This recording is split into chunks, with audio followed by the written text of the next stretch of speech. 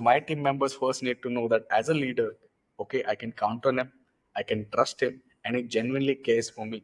What are some of the other aspect or important key characteristic a leader should possess by default? If I want to be a better manager, what are some of the things that I need to have? Like top three picks for you. I feel people first. Okay. That's something which I Putting strongly, people first, okay. yeah, because the moment you do that, I think a lot of things fall in place. Also, I feel the second part of it is that you, I think, yeah, we kind of talk about empathy a lot. Hmm. Hmm. It feels like sort of the movie, I mean, kitna bhi usse baare mein baat karo, it is less. So Hmm. empathy is something which is what you need to have, because you really don't know what's happening with people in their own lives. I mean, so when I say people first, empathy, I always feel that getting to know your team members is something which is very, very critical and very, very important, because somebody kind of, my partner for that matter, always kind of told me that an individual is a complete person. There's nothing professional and personal about it. Very true. Whatever the disturbance could be, whatever it is, you bring it into it. Yes. Carries you. You can't compartmentalize it, right? Very true. Very true. So the point is, ki, so you need to understand the person as a. You need to see him as a whole. And if you don't, because there would be some times that the personal is traveling into the professional side, and the professional side, people take work also home, so you Right. you can't compartmentalize it in that sense. And that's where I kind of come from, a philosophy where I'm saying that people first is something which one needs to kind of follow and kind of have. So People understand first, them, empathy, connect totally. with them, and that's something which is very important. The connect. Okay. So people first, empathy and connect. You need to have that sort of connect. Those are your top three Yes. picks for leaders to have if they want to be better Yeah. managers. Yeah. Interesting. So that's Quite that's interesting. something which I feel is critical in that sense. No, this is beautiful. And I think I had a fair share of incident while working as a coach where I've seen empathy not being displayed at the right moment. And leaders obviously have empathy, they have understanding, but not at the right moment. And that really spoils the entire relation. But yeah, very valid point. I'll totally agree to that. Interesting question coming your way. Now that you're into coaching and you have been from a different industry, do you think that yes, this is what you would love to do? Is this what gives meaning to your life? I don't think from the term of legacy, give purpose, or I enjoy what I'm doing is how I see it. It's just as simple as that. If that kind of works as an answer, I'm happy to answer this question. I mean, I don't honestly think about it in the very bigger, is this my purpose, or sort of a thing. Honestly, I'm a very practical person, hands-on practical person. One of the reasons I asked that question is for me also. I think what I'm doing seems to be giving meaning to me. It adds value. It makes me satisfied with my work, with the life I'm leading. And the reason why we started this podcast is of that recent incident of the Yeah. plane crash at Ahmedabad. And it got me thinking. It's not as if I've not seen death before. I have, but then just to have that thought, hey, you know what? Someday, and maybe very soon, it would happen. I know my family will miss me. I know some of my close friends will miss me. But if I really have that much time only, then what do I really want to be remembered as? Because let's be honest, when someone dies, even if that's the worst person there will be people who will always talk good about him once that person is dead. But quite ironic, right? When the person is alive, you will never walk up to that person and say, hey, you know what? I love what you do. It's always when the person has gone away. So when I think about it, and as like, okay, regardless of what people say, should I at least say, hey, you know what? I'm leading my life in a very meaningful book. So here's the book I have right here and had a deep impact on me. Robin Sharma. Hmm. For the book is Who Will Cry When You Die. So when I read Yeah. this book the first time, I was like, okay, that's quite an interesting take on life. What really happens? Because I have seen legends like Abdul Kalam, right, and huge inspiration. I've seen that guy lead a life very simple, but with a deep impact on the society, on millions of young minds.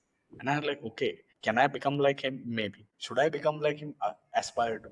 But here's something quite interesting that happened, Nilima, with me. So Hmm. when I was in Bombay, I had to take a cab. Hmm. Ola cab, and that night it was even raining, and I was not getting a cab, so I opted for a Ola Auto.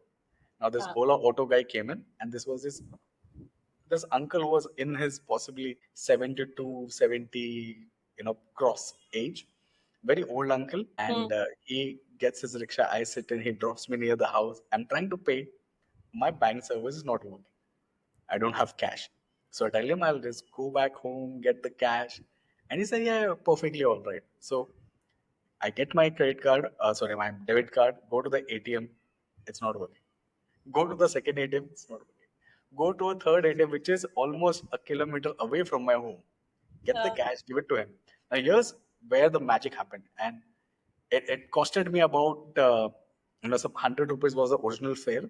By the time we actually got it, it was 160 rupees. But this uncle said, "Hey, I'm going to charge you only 100 rupees." I was like, "Wow!" Like given the scenario, it's raining and you're helping. So I actually sat in his rickshaw and started having that conversation. In that conversation, he told me that he's been doing this rickshaw thing from the time he was young. Not that very educated, didn't come from a very affluent family background, but he started very humble, and he's been doing driving rickshaw for more than like possibly 40 years. So while he was talking, he said he has seen India not being independent. So right from getting independence to a lot of riots that happened in Mumbai, to the floods, to the terrorist attack, he's seen it all. He's been through that. In fact, even through COVID. And while he was talking, he said, I have a lot of things that I have seen in life. And while I was like, okay, so what do you do? Is this rickshaw? He's like, no, no. I have my kids who are abroad, in US, in Dubai. I have my kids. They tell me don't work, but I do because I enjoy it. And then apparently he said, when he first got his license to drive a rickshaw, that apparently those days, the RTO, they had like a strict regime of training. And then just like, if you become a minister, you take a oath. If you become a police officer, you take a oath. Apparently, back then, if you become even an auto driver, you had to take a oath saying that you will serve people. And so he says that if I see someone, even they don't have money, there's a lady, there's a kids on the road who are not finding any mode of transport, I'll go and help them, even if I don't get paid. And I start thinking, in today's generation, I don't find people like that. But here is where things get to the next level. He said, okay, so I have my own YouTube channel, I have my own he has his own trust. Apparently, he and his some of his older friends, 4 5 people came together, started a trust. Now, under that trust, they run 3 schools for kids in one of the remote places just outside Mumbai, free education. They run a couple of hospitals. They have orphanages, and they do a lot of things. And when I was talking to him, this rickshaw guy, I'm like, okay, but maybe it seems like a good uncle. And apparently, where I stay, I used to stay in Mumbai, just 2 blocks away. There's this entire area which is, in today's time, at least uh, the market price would be more than 12 CR. And I get to know that this entire area belongs to this uncle. And here we are trying to do so many things. Yes. And that is when it hit me that, hey, you know what? I thought this is just a rickshaw driver. But he realized that, hey, you know what? Whatever I'm getting because God has blessed me, and this is the least I could do. And that got me thinking. If I'm sure all of us are working really hard to take care of us, build a good lifestyle for us, for our family, but then what about the impact to the society? What are we giving back? So, in fact, one of the reason is all this thing has shaped me. So, just thinking as to how we can really help others, and I think coaching is a very noble profession because even if we are building a business around coaching, the impact that we're having on people's life and inadvertently on other people's life through them, huge impact. Yeah, that I agree. That I agree. But for me, kind of, it has like been something which is a natural progression. मतलब अगर insurance में काम नहीं करना है तो what am I kind of going to be doing? I've been the customer success person for so many years now. So the point is I did one assignment in between which was very specific for an organization which was building their setting up their entire customer success portfolio, bringing in the teams, structuring it, and so on and so forth. But the point is, this became kind of as a natural progression. Hmm. Probably I would have gone to, I mean, after test, I could have picked up counseling as a full time profession. Hmm. Hmm. I could have done that, but somewhere I felt counseling, I mean, I kind of have huge respect for that profession. But what happens is you come to counseling only post all the damage has happened, or Hmm. damage is a wrong word to say for that matter, but you've kind of had problems, and is when it's like a post, Correct.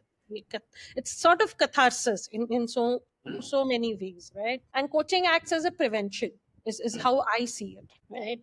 Where coaching, if you kind of start understanding things, seeing things in a different manner, building yourself, becoming self-aware, and building your skill sets that are needed to Hmm. cope with the, what would I kind of say, the unknowns Hmm. of life, the ups and downs of life, you're more geared to deal with it in a better manner. So Very true. coaching, according to me, acts as a preventive measure, whereas counseling then kind of is a post, uh, whatever the More of scenarios a that reactive you approach or, there. so it's a, so that's how I see coaching actually as, and that's how I kind of picked up, decided that I want to be in the coaching space. So that was Hmm. one aspect of it. Second aspect of why coaching also was that I have been in the corporate setting. I know what are the challenges that I kind of, you kind of come across people come across, or how the teams operate and the operational challenges that are there. So Correct. I thought ki this is a better place for me to work with, because I know these angles, I know these scenarios, so I can kind of be of a more of a support there Hmm. than on the counseling side. No, no, That's 100%. also 100%. how I kind of got into coaching. So that's quite interesting. And if I have to ask this, Nilima, if not into insurance, if not coaching, obviously when you were growing up as a kid, all of us had different aspiration. One, for me, when I was growing up, I wanted to be a scientist. Uh-huh. And in ninth standard, I got to know, oh, in order to be scientist, you have to actually be, also knowing math. And I was like, okay, what are my other options? I mean, I had a very stupid reason to be a scientist. Okay, I used to watch Shaktiman when I was a kid. I'm not sure if you've done that, but as a kid, Yeah. I grew up watching Shaktiman. And for me, Dr. Jekyll, the mad scientist, and was quite interesting character. Uh, so I wanted to be a scientist, just do crazy things. But yeah, as a kid, that is what I wanted. Obviously, I got to know as I progressed in my school, colleges, that there are all these other options also. Uh, so if not into insurance, if not into coaching, if you had an option to do whatever you could, what other field or what would you be doing? Anything else? You said Maybe. about Kathak, you said about dancing. Would you? No, I would probably do something probably in cooking side of it, Okay. You possibly. love cooking? I enjoy cooking. I mean, I really enjoy cooking. Probably today it's not so much in passion, maybe because you are more career focused or whatever, so you don't want to cook in and work in the kitchen. But for me, it's a big de-stressor. It's a therapy. It is like, but on the lighter side, when I mean, I always end up giving reference of my very managed days, but I would tell my team, आप लोगों को सोच सोच के मैं सब्जी बहुत अच्छे से काट लेती हूँ, because या फिर आटा आटा बहुत अच्छे से मतलब नहीं गुस्सा निकालती, बट आटे पे पूरा गुस्सा निकल जाता है, so the roti turn out to be soft and fluffy because I am kneading the dough much more than what is required. But having said that, I mean, that's all on the joking part. Please don't hold me to this. But I would probably do something on the cooking. I mean, that's something which I still enjoy, and I still love trying out different things. So yeah, probably that is what I would kind of. Okay. Anything else you might want to try? Honestly, no, maybe not. Maybe travel. Traveling is something which I kind of would have done, possibly.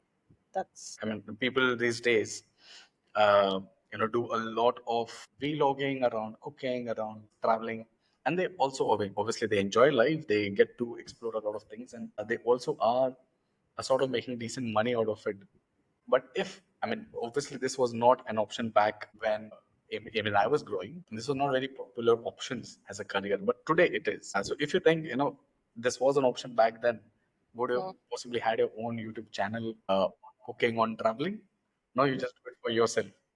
Yeah, because one is, yeah, that's also because I am a very introvert person. So give me a book and I'm like happy sort of a person. Hmm. I kind of, so uh, doing this itself is like a big breaking the barrier and getting out of Yes. my Yes. comfort zone.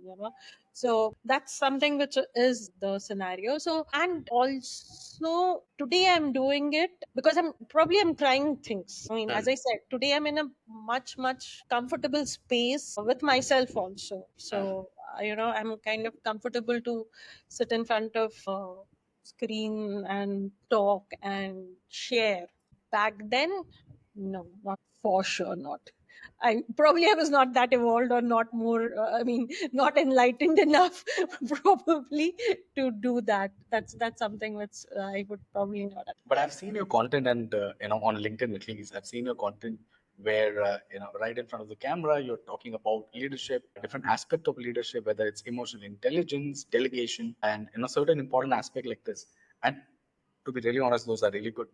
As I've told you over the phone as well, these are possibly things that people by default, I think people know, but it's a very good reminder. And when I'm talking to people about, hey, you know what, you have to start delegating, they know that they have to, but sometimes they don't know how to. So through your videos, also there's a lot of impact that's happening, and please continue. It's absolutely I brilliant. hope so. Yes, yes, yes. Uh, Quite interesting question coming your way. You love books, or you have grown up reading books, right? Both fiction, non-fiction, if ever. Uh, People, books, movies, all of this have a huge impact on us, on our lives. Has there been any one movie to start with that had a profound impact on you, possibly helped you to look at life differently, or changed you as a person? I don't think I will be able to kind of, list a movie or a book or, kind of something like that.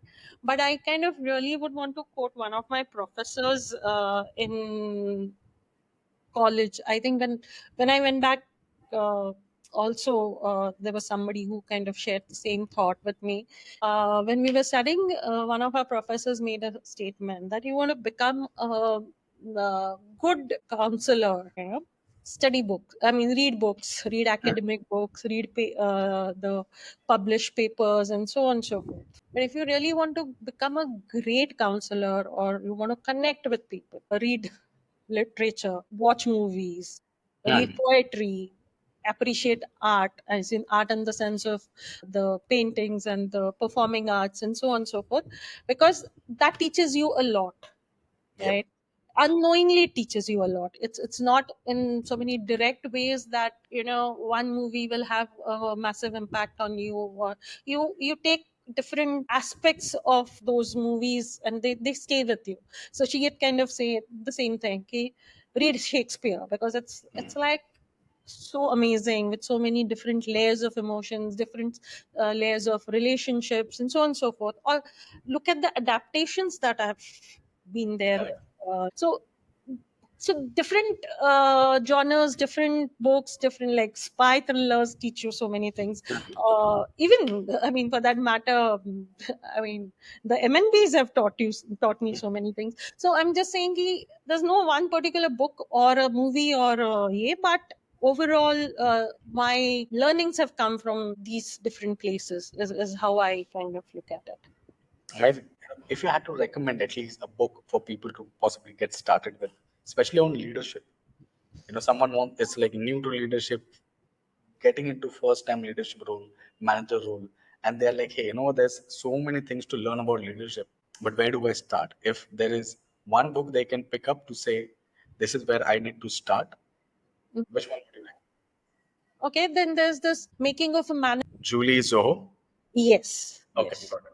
I'll add That that. is, yeah, that's something which is there. Then probably something which is, you can kind of, the coaching habit, which is Michael Yeah. Bunge's standard, which is also a very interesting book, which kind of is a coaching book, but if people kind of read it, I mean, there's so much to learn from that book, is how I would kind of No, no, very suggest. true. Very true. Very true. Because This, as a manager, as a leader, you need to have that as a mindset, and that's yes, something which is very helpful as a book. quite interesting. Obviously, a lot of people might have had influence on your life, especially from the time you got into coaching. Any one person who was like, hey, you know what, helped you to possibly see the potential in you when possibly you were like, maybe. I mean, I had a lot of people. Did you have someone who say, hey, you know what, yeah, Nilima, you can really be a good coach? Maybe you're not that sure, but you're like, I can see that thing in you. I mean, I guess I've kind of had few people. So while I got into coaching, I worked with Pragati Gandhi, who has been one of my very close, and she's been my guide on the coaching space. Yes, so she runs a coaching institute which helps people to start. So Pragati Gandhi, Alan, who was also the co-founder of that. So they've been very kind of supportive and influential for me to be in the coaching space, honestly speaking. So these are two people who kind of helped me to be in the coaching space. This is absolutely brilliant. I mean, it's really good to know. You know, I mean, I have been connected with you over LinkedIn, uh, and people might have worked with you, so they know you professionally, but only a bit of you. And I'm hoping that through the podcast, this entire series, they get to know more of you. You know, your journey, your struggles, challenges, lessons, people who had impact on your books. This is absolutely brilliant. One thing that I would like to ask you now that you're into coaching, you have your own venture called Better Managers. So you obviously, when you started, you had some vision. Building a business is one of it, but 2 years from now, 5 years from now, where do you want to see better managers? What do you want better managers to be doing for the workforce, for a lot of people? What is your vision for the business? I guess my vision, which is there today, also will, I think, remain the same, which is to kind of help the new people who are starting at the people management journey, at their people management journey, uh, to do better in their life. Mhm. I strongly believe that, it's like how we kind of say that set your foundations right. Yeah. How our parents have always kind of said कि base को ठीक करो तो आगे बढ़ना easy होता है. So the point is, I kind of believe in that very strongly. So when we kind of, I mean, that's how I believe working with the people who are starting their people journey, management journey, setting that foundation right, putting that base correct, and building those habits which kind of go a long way for helping them to build a strong career and strong growth path for themselves. That's something which is what I want to have a vision today also, and I think that will be my vision 5 years down the line also. So, and smallly to the organizations is ki invest in the new generation, which is getting formed. They're the base. If you invest in them and help them build those habits right, you don't have to end up spending on the top brass the money that you invest today, honestly. I mean, no yeah about it, but I strongly believe that you will not end up spending lakhs of rupees in doing that if you set the base right, where you build in the right habits, build in the right, what would I say, value system, for which helps your organization also. So it goes a long way for everyone, for the individual, for the organization together. So No, that's very true. that's the vision. So, in terms of better manager, what are some of the services that you offer? So, in case anyone is listening to this or watching this and they want to reach out to you, obviously, I know there's a website that you have. How do they find you? What are the services they offer? So we work with organizations on building customized programs, because every organization has a different fabric, different philosophy, different need that is there. So we work with organizations in identifying where the challenges and at what stage are they of the journey. And based on that, programs are kind of designed and built. And that's like probably a cohort based journey that would happen. Some journeys are 3 months long, some journeys are 6 months long, depending upon what is the requirement. Ask, yeah. Yeah, so that's what we kind of work on the with the organizations. On the individual side, whoever wants to kind of work on building themselves, whatever is their present challenge or what is their future goal, is how we kind of support them on one. So that's on the individual side. And yes, they can find me on LinkedIn, they have the website, they can reach out on Sure. In both the fact, I'll platforms. add the links in the video Yeah, description as that well, would be so great. that people can reach out to you. Yeah, this is good. This is good. Do you also do some sort of trainings as part of the entire program in terms of possibly someone wanting emotional intelligence? Want to do you also do trainings around that along with Yeah, coaching? so what happens is the programs are mix of training and coaching All together, right. because I think it's a good mix or a good fit. When you build in training and coaching together, it has a better impact. Only training doesn't do the job, only coaching may also not do the job, because you need to, I think, marry both of them, and that's how what we do. So our programs are kind of designed in such a manner where there would be certain part of trainings may not necessarily be delivered by me, but some expert who comes in, and like emotional intelligence may not be my strong suit. So we have people who will come and deliver specific requirement if there is, where emotional intelligence training some expert would do, and then we then substantiate it with coaching, which can be taken up with some. So that's how we go about it. Oh, this is absolutely brilliant. Absolutely brilliant. And I'm very happy that you have a certain vision for your organization, and what it's trying to do is help a lot of people. And I can totally agree for all the people who are going to watch this. I strongly recommend, if in your organization you have a culture where you're seeing that the leadership needs to get better, or possibly you are someone who wants to build on your leadership skill, please reach out to Nilima. Okay, I'll obviously give the links to her LinkedIn and her website in the description. Reach out to her, ask your companies to possibly look at what are the different programs, how you can utilize her skill set, her talent, her services to make sure that your culture in your organization and your team and you as an individual are growing. So I'll do that for sure. Okay, one last question then, and this is part of my podcast. What the common theme is. So just I was asking you, a lot of people obviously have impact on your life. For me, one of the person who had a huge influence and impact, his name is Pradeep Varpe, and Hmm. in his honor, in fact, I am penning down a framework. Sort of book. It's called WARPED, WARPED. So it's his name added with the D. So, and that framework, it's called WARPED. It's all about transformation, personal Mhm. transformation. But the first W there stands for writing your will. So it's about goal setting, but from a very long term vision, right at the end of your life. You start from there. Okay. Okay, so when I say will, it's not just what I'm willing to do, it's just literally writing a will. And I don't have to think about it, write it down. Maridas at the end of life, what he wants to leave for his wife, what he wants to leave for his sister, for his friends, for his relatives, what he wants to do for the society. Possibly, it includes a lot of materialistic thing, including your house, your cars, maybe a collection of watches, luxury watches, jewelries, whatever. But you need to think about it. The reason for that is, once you have that in mind, only then and then you'll start working towards it. Now, this is what interestingly happened to me. So, apart from the materialistic thing, one of the thing I realized is, when I die, and assuming that I get in front of God and God is like, hey, you know what? Let's decide where this guy goes. Hmm. Based on whatever he has done. I would want for God to say, hey, you know what? You have done good. So come with me. I'm going to take you to heaven. At least one of the things that I would obviously want is that after achieving everything, I don't want to end up somewhere which is not the right place for me.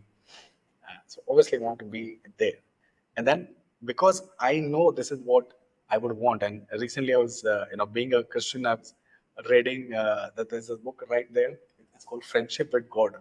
Quite an Okay. interesting book. It had a deep impact on me.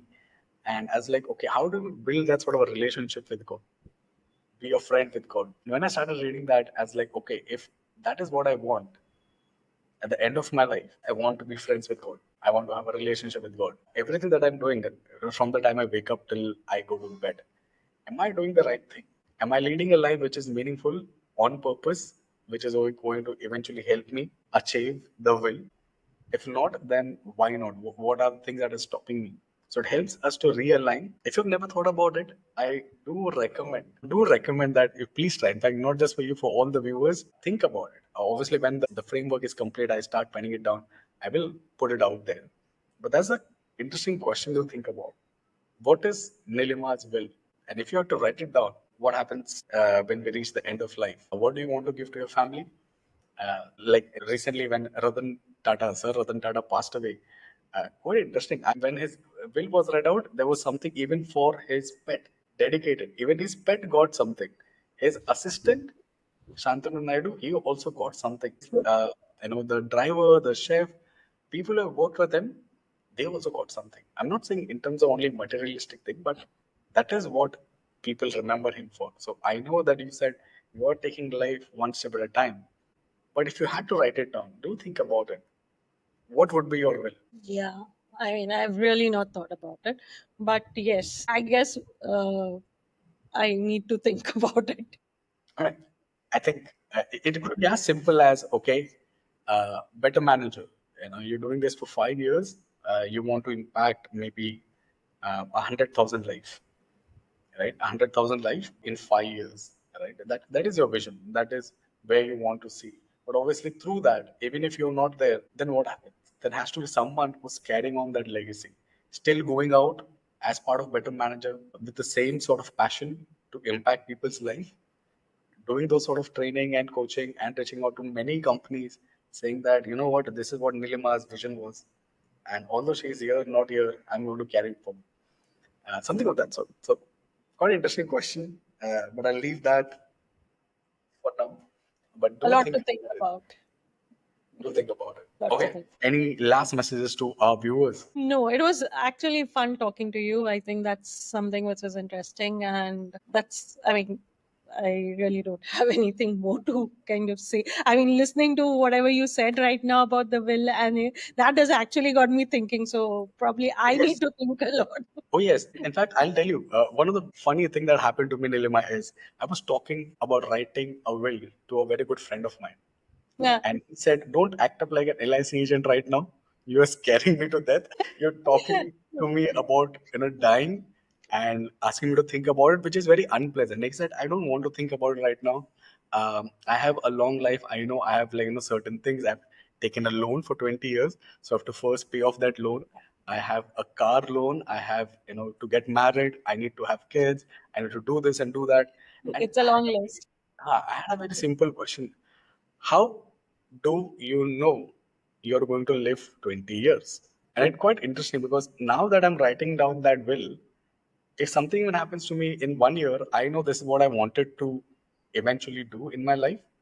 And if I'm working in alignment with that, I'll be happy when I die, True. saying that, hey, this is what I wanted and I've been working towards it. Otherwise, people are just doing things, but not really aligned. And Okay. that being that, we don't have control. The fact that we are alive, that's one thing for sure, that we are going to die. And I'm hoping that all of us live long. But whenever ultimately it happens, what would be our will? By the way, this is just part one of the first W, right, of the WARF framework. This is just W, and there's ARPED as well. And it's quite interesting. I'll share it with you once in entirety. Looking forward to it. Yes, but it was fun talking to you, and thank you so much, Nilima, for Same doing this. here. And Same it's here. been really, really, very, very kind of you, because not only that you say, hey, let's use my platform. You also introduce me to new platforms. I'm also starting my new journey into this podcasting, and I wish you all the luck. And to all those people who are watching, I am giving the link for Nilima's LinkedIn and her website. Do check it out, reach out to her, connect with her to LinkedIn, start talking to her. Start talking to your bosses also about creating a good impact, a good culture in your organization. If you are a person who is looking to lead, become a manager, don't just become good manager, be a better manager. Thank you. Thank Have you. a great day. Thank you. Thank you so much.